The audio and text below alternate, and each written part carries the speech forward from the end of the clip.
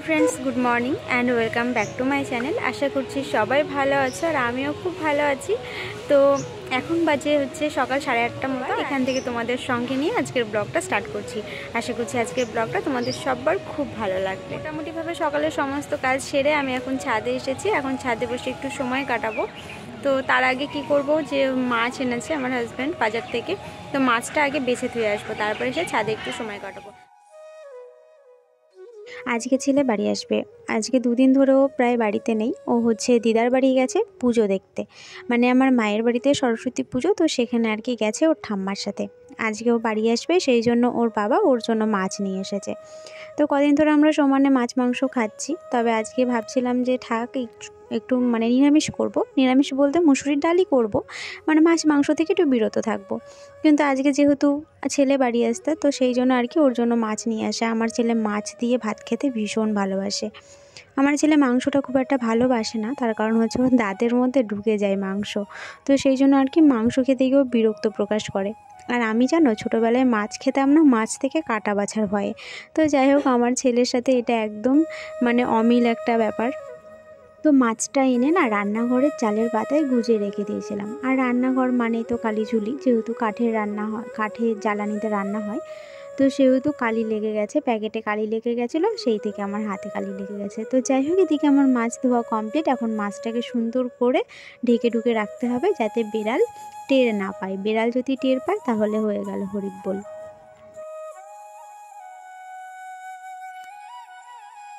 এরা হচ্ছে আমাদের বাড়ির নতুন অতিথি। তো বিস্কুট যখন খেতে ইচ্ছা করবে, যদি উঠোনে এসে একবার দাঁড়ায়, তো এসে পা চেপে ধরবে। আমার হাজব্যান্ড কাজে বেরোচ্ছিল, তো কাজে বেরোতে গিয়ে ওর একটা ফোন আসে। তো সেই ফোন করছিল উঠোনে দাঁড়িয়ে দাঁড়িয়ে, আর এসে দুজনা মিলে ওর পা চেপে ধরেছে। এমনভাবে পা চেপে ধরেছে, আমার হাজব্যান্ড লাস্টে বলছে ওদেরকে দুটো বিস্কুট দাও। তো সেই জন্য আর কি বিস্কুট দিয়েছিলাম। বিস্কুটগুলো খাওয়া হয়ে গেছে, গুঁড়োগুলো পড়েছিল, সেইগুলো আর কি চেটে চেটে খাচ্ছিল।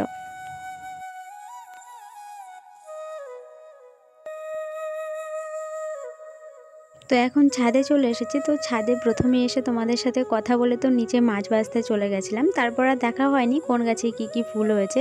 তো ছাদে এসে তো এটাই দেখা লাগে, তাই না, কোন গাছে কি কি ফুল ফুটেছে, কেমন লাগছে, তো আর কি।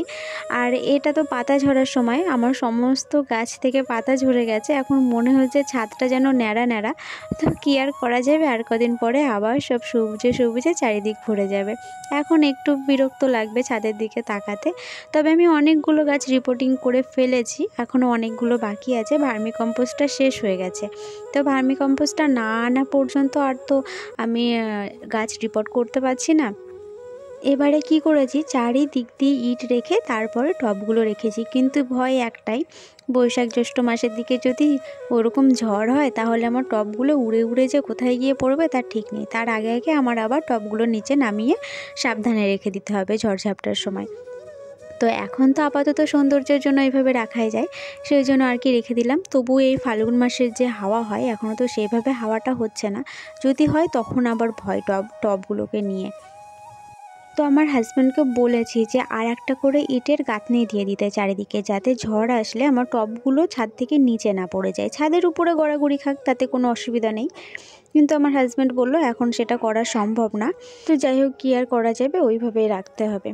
তো এইদিকে দেখো আমার নাগচম্পা, সরি আমি বারবার নাগচম্পা কেন বলি আমি বুঝে পাই না।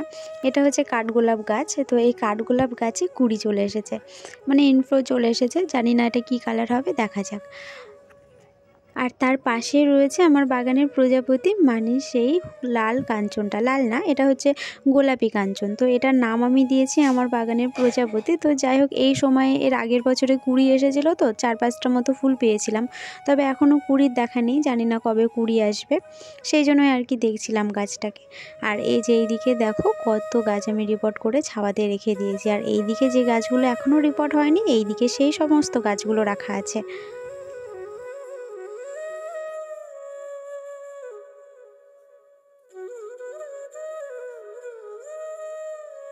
তো দুদিন আগে শুনেছিলাম যে নাকি বৃষ্টি হবে, খবরে বলছিল, সেই জন্য আর কি আমি আগে ফাঁকে আমার অ্যাডিনিয়াম গাছগুলোকে সিঁড়িঘরে এনে রেখে দিয়েছিলাম। তো আজকে যাই হোক, আর তো বৃষ্টির সম্ভাবনা নেই, তো আজকে এগুলোকে নিয়ে গিয়ে আবার ছাদে ছাওয়া জায়গাতে রেখে দেবো। আর তাছাড়াও গাছগুলো প্রতিস্থাপন করার সময় হয়ে গেছে, আমি ভেবেছিলাম 6 থেকে 7 দিন মতো রেখে দেবো, তারপরে গাছগুলোকে প্রতিস্থাপন করব। তো হ্যাঁ, 6-7 দিন মতো হয়ে গেছে, কিন্তু ভার্মি কম্পোস্টটাও যে বললাম শেষ হয়ে গেছে, যার কারণে আমি কোনো গাছই আর প্রতিস্থাপন করতে পারছি না। তো আমার হাজব্যান্ড কাজের জন্য ও আর কি সময় পাচ্ছে না আমাকে সার মাটিটা এনে দেওয়ার জন্য, সেই জন্য আর কি এই মানে অবস্থা আমার। আর এই যে এইটার মধ্যে আছে সমস্ত রেইন লিলি, তারপর রজনীগন্ধা, এইসবের কন্দ রয়েছে, তো এগুলোও আর কি ওই শুকোচ্ছি আধো আলো ছায়াতে।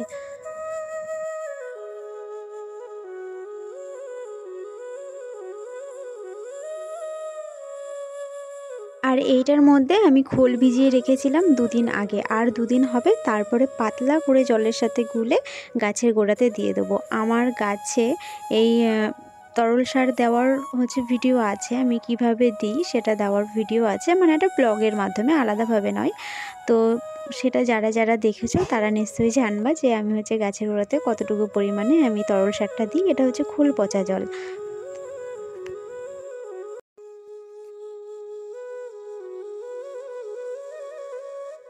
আর এই টবের মধ্যে আমি একটা হাইব্রিড নয়নতারা ফুলের চারা লাগিয়েছিলাম, যেটার কালার ছিল একদম দুধে আলতা কালার, কিন্তু এই যে ড্রেনেজ সিস্টেমটা ভালো করে দেওয়া হয়নি, সেই জন্য আর কি জল জমে গেছে গোড়াতে, তো গাছটাতে ফাঙ্গাস লেগে গেছিলো। আমি তাড়াতাড়ি করে গাছটাকে আবার বার করে অন্য একটা টবে প্রতিস্থাপন করে দিয়েছি, জানি না গাছটাকে বাঁচাতে পারবো কি না।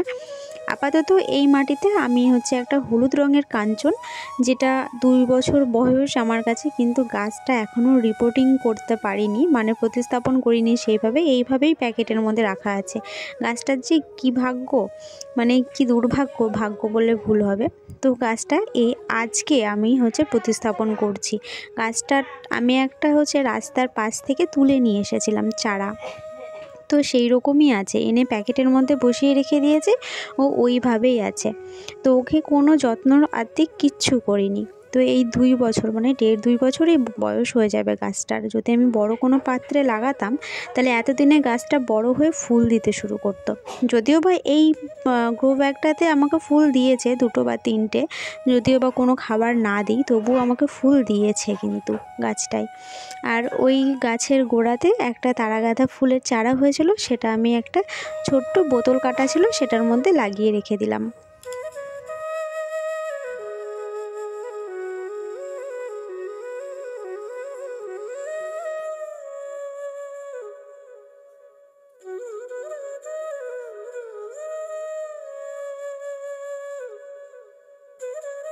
তো কিছু মাটি বাকি ছিল যেগুলো রোদ্রে দেওয়া হয়নি, সেই মাটিগুলো আর কি রোদ্রে দিয়ে দিচ্ছি, কারণ এই মাটিতে তো আবার গাছ প্রতিস্থাপন করতে হবে, সেই জন্য আর কি মাটির মধ্যে যে সমস্ত জীবাণু আছে, পোকামাকড় আছে, সেগুলো সব মারা যাবে। তো সেই জন্য আর কি এই রোদ্রে সুন্দর করে পাতলা করে মাটিটাকে ছিটিয়ে দিচ্ছি।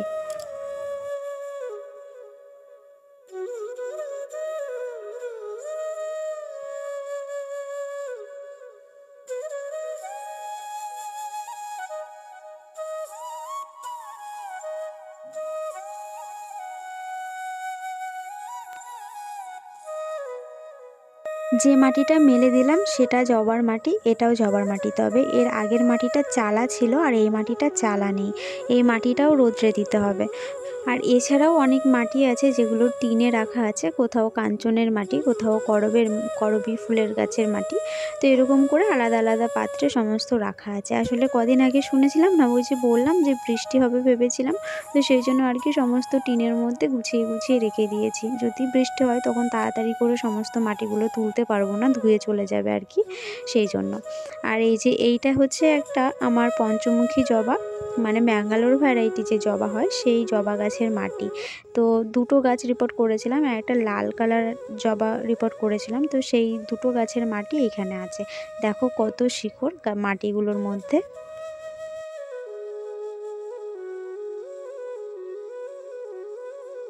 এখনও অনেকগুলো গাছই বাকি আছে যেগুলো প্রুনিং এবং রিপোর্টিং দুটোই করতে হবে, সেই কারণে অনেক মাটি কিন্তু আমি রোদ্রে শুকিয়ে ভালো করে চেলে এই যে টিনের টিনগুলোর মধ্যে কিন্তু রেখে দিয়েছি। আর এই টিনগুলো কেন নিয়ে আসা হয়েছে, টিনগুলোর সম্বন্ধে নয় পরের ব্লগেই বলবো, তবুও বলে নিই টিনগুলো কিন্তু আমি ফুলের গাছ লাগাবো বলেই এনেছি, কিন্তু কিভাবে লাগাবো সেটা আমি পরের ব্লগেই বলবো। ছাদে বেশ অনেকটাই সময় কাটানো হলো, এখন তো রান্নাবান্নির পালা। তো রান্নাঘরে চলে এসেছি, একে একে সমস্ত কিছু রান্নাঘরে নিয়ে চলে আসলাম। আর তারপরে সবজি সবজা যা কিছু সমস্ত কিছু গুছিয়ে নিই, তারপরেই কিন্তু আমি আঁকা ধরাতে নিলাম।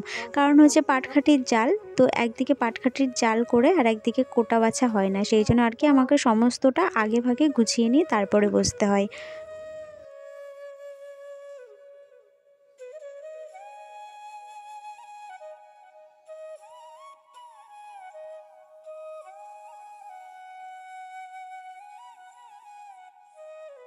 দেখছি ছেলের রান্নাবান্না কমপ্লিট না হতে হতেই চলে এসেছে। তো যাই হোক, রান্নাবান্না কমপ্লিট করে ছেলেকে সঙ্গে করে নিয়ে একটু ঠাকুর দেখতে আসলাম। তো এখনও আমাদের খাওয়া দাওয়া হয়নি, এরপর খাওয়া দাওয়া হবে। তার আগে এই যে বদমাইশি করছে, এসেই দোল খেতে শুরু করে দিয়েছে। আর ও দোল না খেয়ে এইভাবে ঘুরপাক খায়, আর আমাকে এইভাবে ওকে ঘুরপাক দিতে হয়। তো যাই হোক, আজকের মতো ব্লগটা এইটুকুই। আজকের ব্লগে যদি কিছু ভালো লেগে থাকে তাহলে প্লিজ একটা লাইক করে দেবে, কমেন্টে লিখে জানাবে। আর চ্যানেলে নতুন থাকলে চ্যানেলটিকে সাবস্ক্রাইব করে নিও। তো আজকের মতো টাটা।